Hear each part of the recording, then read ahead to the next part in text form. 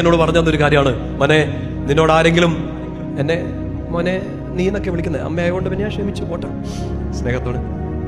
അമ്മയോട് പറഞ്ഞൊരു കാര്യമാണ്, അതായത് ഇപ്പം ഞങ്ങൾ അച്ഛന്മാരൊക്കെ കേൾക്കുന്നല്ല കേട്ടോ, കുഞ്ഞു കാര്യമൊന്നുമല്ല, കുഞ്ഞു കാര്യമാണെന്നാലും പുരോഹിതർക്ക് അതൊരു വലിയ കാര്യമൊന്നും ആയിരിക്കില്ല, ചിലപ്പോൾ നന്നായിട്ടത് മനസ്സിലാക്കിയിട്ടുള്ളതുകൊണ്ട് അച്ഛന്മാർക്കൊക്കെ നന്നായിട്ട് അറിയാം. അമ്മയോട് പറഞ്ഞൊരു കാര്യമാണ്, അതായത് ഇപ്പം അച്ഛന്മാരോട് ഒത്തിരി പേര് ആൾക്കാർ പ്രാർത്ഥന നിയോഗങ്ങൾ പറയുമല്ലോ, കുർബാനയ്ക്ക് പോകുമ്പോൾ ഇല്ലെങ്കിൽ പ്രാർത്ഥിക്കാൻ പോകുമ്പോൾ എൻ്റെ ഈ നിയോഗം ഓർക്കണേ. അമ്മയോട് പറഞ്ഞൊരു കാര്യമാണ്, അതൊരു ദൈവദൂത് പോലെ ഞാനത് ഏറ്റെടുത്തിട്ടുണ്ട്. അതായത് നമ്മൾ ഏത് ആരാധനക്രമത്തിൽ മലങ്കരയോ മലബാറോ ലാറ്റിൻ ആരാധനക്രമത്തിൽ ബലിയർപ്പിക്കുമ്പോഴും പുരോഹിതൻ വിശുദ്ധ കുർബാന സ്വീകരണത്തിന് മുമ്പ് ആ ഈശോയുടെ ശരീരം മുറിക്കുന്നുണ്ടല്ലേ, മുറിച്ചിട്ടാണ് അത് പിന്നെ തിരിച്ച് രക്തത്തിൽ മുക്കുന്നു. റോസ്മ ചെയ്യുന്നതിനെ കുറിച്ച് നമ്മൾ പ്രാർത്ഥിച്ചിട്ടുണ്ട്, നമുക്ക് അതിനെക്കുറിച്ചൊക്കെ അറിയാം. ലത്തീൻ ആരാധനക്രമത്തിലാണെങ്കിൽ എടുത്തുയർത്തി ജീവിക്കുന്ന ദൈവത്തിന്റെ കുഞ്ഞാട് ലോകത്തിന്റെ പാപങ്ങൾ നീക്കുന്നു എന്നൊക്കെ പറയുന്നുണ്ട്. എല്ലാ ആരാധനക്രമങ്ങളിലും ഈ മുറിക്കുന്നൊരു ശുശ്രൂഷയുണ്ട്.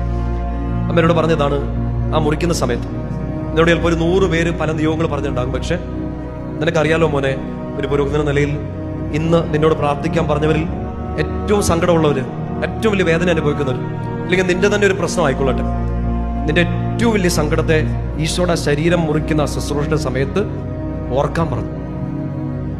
പാവൊരമ്മയുടെ തിയോളജിയാണ്. ആ സമയത്ത് അത് മുറിക്കണം. ഈശോയുടെ ശരീരം മുറിയപ്പെടുന്ന സമയം, അങ്ങനെ മുറിക്കാൻ പുരോഹിതനൊരു അനുവാദവും അനുഗ്രഹവും കിട്ടുന്ന ഒരു സമയം, നീ അപ്പം മുറിക്കുന്നത് അപ്പമല്ല, ആ സമയം അപ്പം മുറിക്കുന്ന സമയത്ത് അപ്പോൾ തന്നെ ആ പ്രശ്നം മുറിയപ്പെടും. എനിക്ക് പറയാനൊരു 100 കണക്കിന് സാക്ഷ്യമുണ്ട്.